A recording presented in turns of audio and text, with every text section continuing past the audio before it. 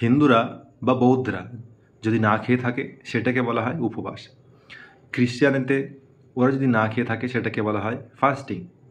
আর যদি আমাদের মুসলমান ভাইরা তারা যদি রোজা রাখে তাকে বলা হয় সিয়াম। বা আমাদের ফ্রিডম ফাইটাররা যদি না খেয়ে থাকে বা খেতে না পারে তাকে বলা হয় কিন্তু অনশন।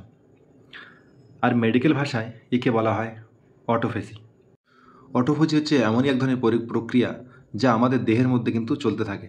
যদি কোনো ব্যক্তি 12 থেকে 24 ঘন্টা যদি না খেয়ে থাকে তার দেহের মধ্যে অটোমেটিক অটোফেজি শুরু হয়ে যায়। তো এই অটোফেজিটা কী, কারণ কি?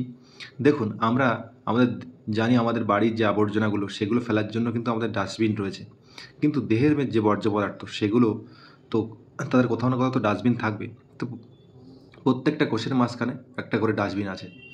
তো আমরা যখন সবসময় খেতে থাকি তো কী হয়, আমাদের দেহের ডাস্টবিন কিন্তু কখনো ভালোভাবে পরিষ্কার হয় না বা পরিষ্কার করতে পারে না।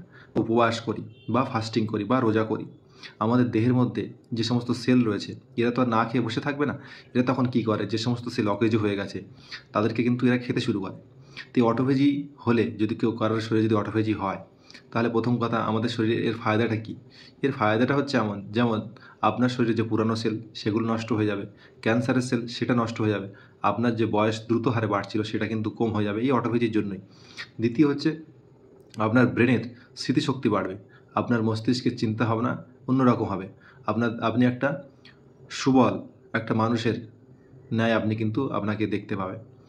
2016 সালে ওশিনারি উসুমি, একজন জাপানিজ সায়েন্টিস্ট, যিনি এই অটোফেজি নামে এই বিখ্যাত যে প্রক্রিয়া যেটা আমাদের শরীরের মধ্যে ঘটে নিয়ে আবিষ্কার করেন এবং এই নোবেল জয় করেন।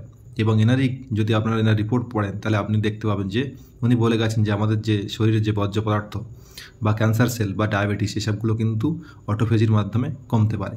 তো ধন্যবাদ, থ্যাংক ইউ সো মাচ।